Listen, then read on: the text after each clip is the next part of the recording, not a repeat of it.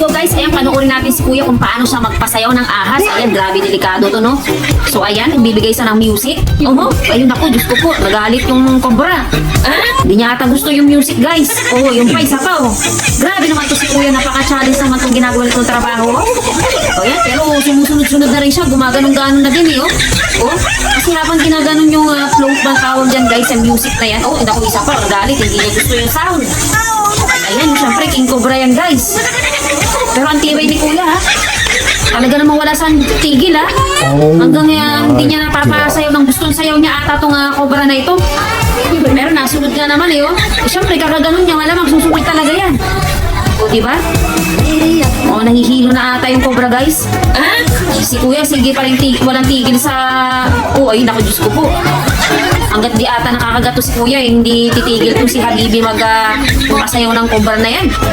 Napakadelikado nitong ginagawa niya, Ayun, talaga man nasa lungga pa nung cobra, Ay, grabe itong si Kuya, Oh my God. Hihimatayin ako dito kay Kuya, Pero ano naman, nasunod niya naman, Siyempre, naman, nahihilo-hilo. Kaya ganon-ganon-ganon. Isusunod talaga yung mata ng ahas, gaganon-ganon yan. Ay, kaloka talaga to si Kuya,